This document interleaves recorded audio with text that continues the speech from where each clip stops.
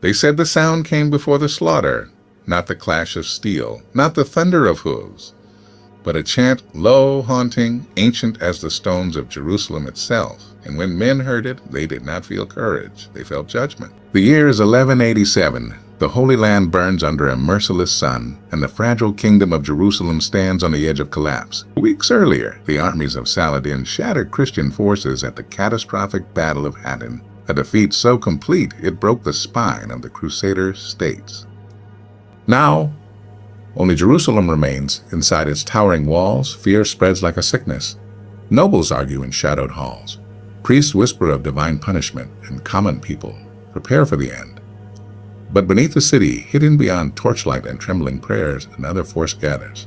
In a stone chamber carved deep into the earth, the Knights Templar kneel in silence. White mantles, red crosses, blood-stained steel. At their center stands a man shaped by war and faith, Sir Alaric de Vals, not a king, not a legend, but something far more dangerous, a man who no longer fears death. His voice breaks the silence.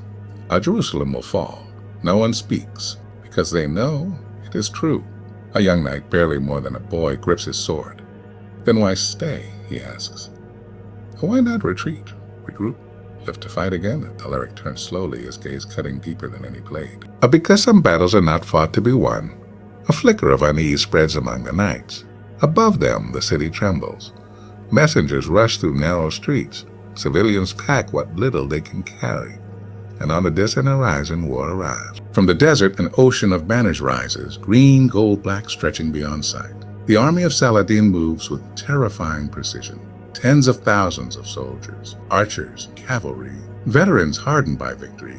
They do not shout, they do not rush, they advance like fate itself. Inside Jerusalem, leaders argue over surrender. Some beg for mercy. Others demand resistance. Politics twist like a knife. Alliances crumble. Accusations rise, and trust becomes a rare and dangerous thing. But the Templars, they do not debate. They prepare. Night falls.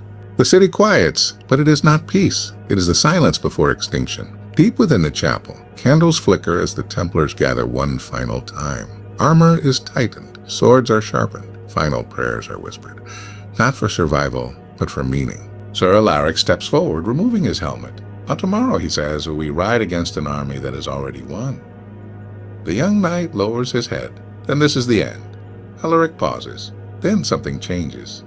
No, he says quietly. This is the beginning.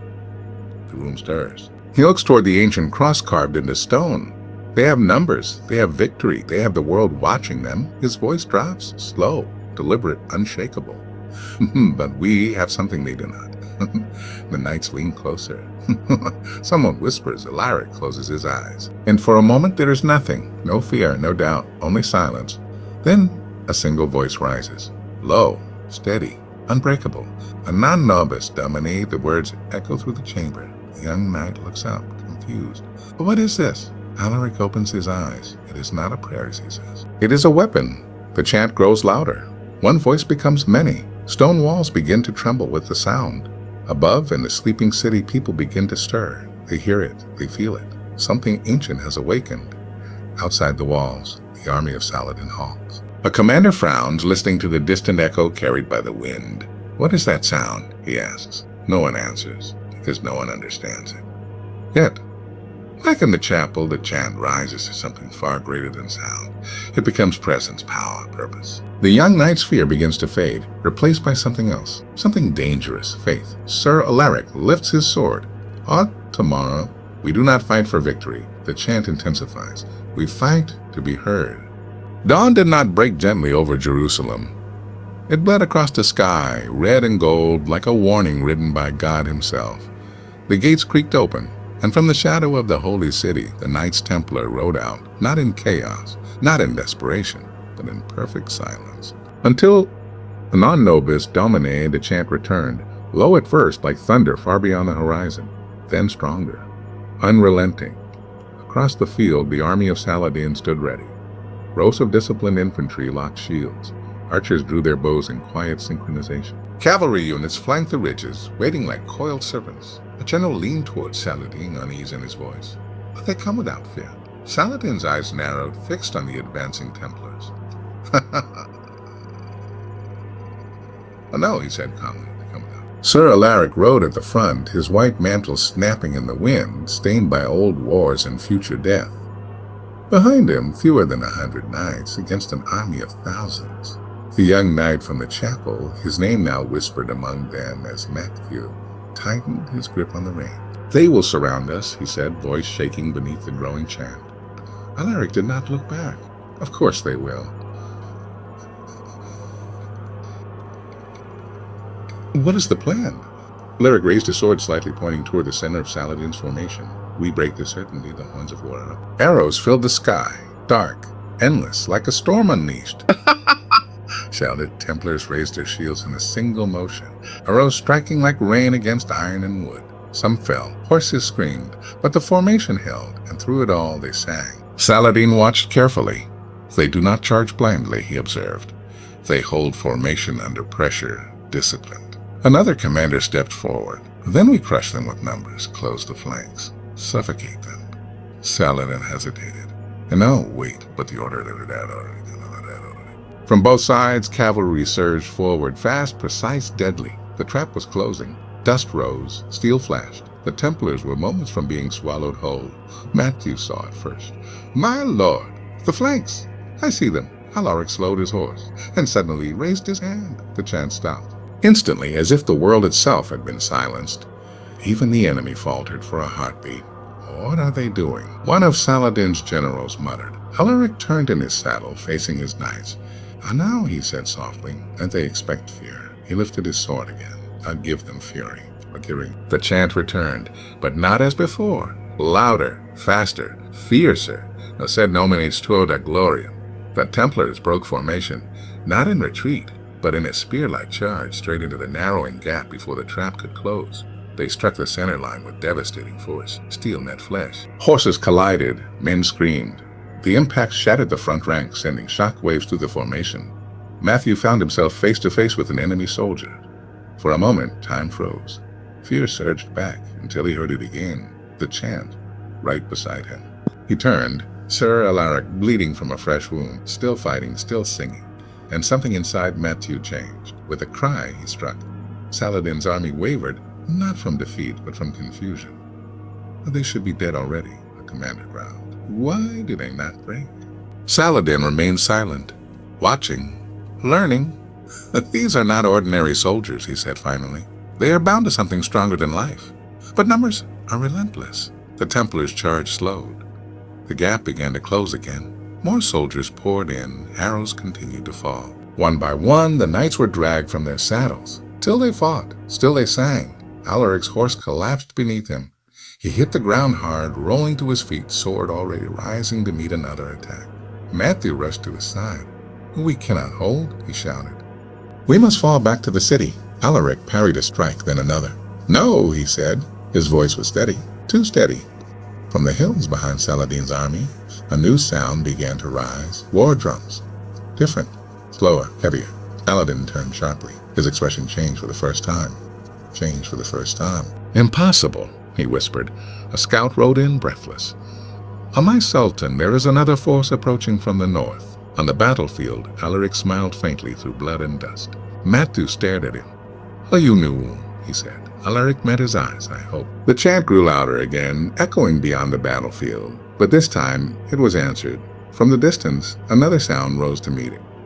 Not the same chant, but something just as powerful. The dust did not settle. It rose thicker, now swallowing banners, blurring lines, turning men into shadows.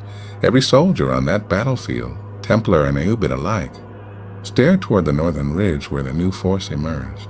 Not a charge, not chaos, a procession. At its head rode a single figure beneath a weathered standard bearing the cross of Jerusalem. Behind him, a column of soldiers advanced. Not vast like Saladin's army, but disciplined, hardened, and desperate. Matthew squinted through blood and dust. "Me lord, who are they?" Sir Alaric did not answer at first, because he recognized the banner. "They are what remains," he said quietly, "of a kingdom already fallen." Days earlier, after the crushing defeat at the Battle of Hattin, scattered survivors had fled in all directions. Disgraced commanders. Men who had lost everything, including hope. But hope has a way of returning when least expected. And now, It had come back. The rider at the front raised his sword, not in command, but in defiance. Behind him, voices rose. Not the same words, but the same spirit.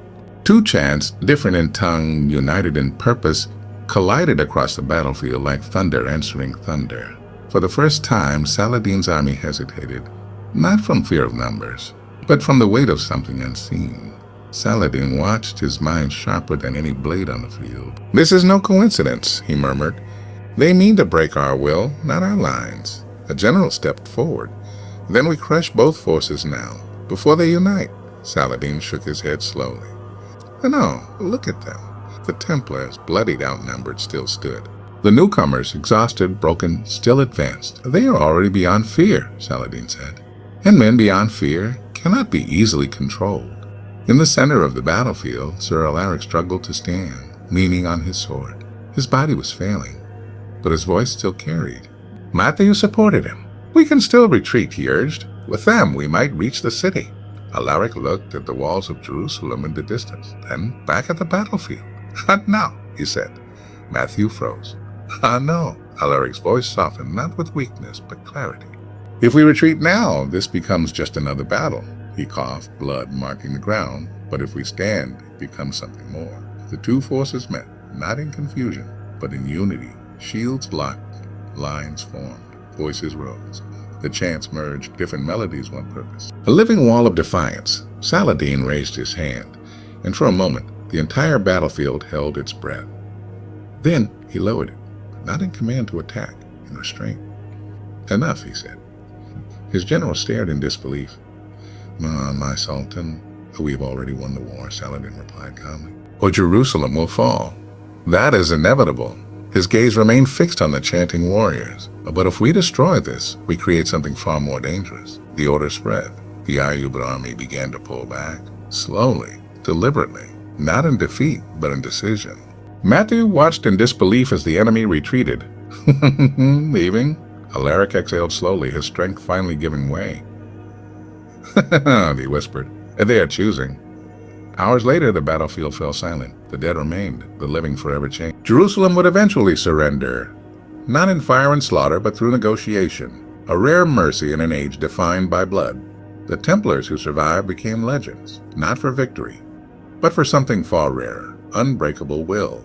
Far from this battlefield, the echoes of this moment would ripple across Christendom, the spiritual successor of the long-fallen Roman Empire. Kings would hear of it, chroniclers would write of it, and in the halls of power, leaders would begin to understand faith could be a weapon.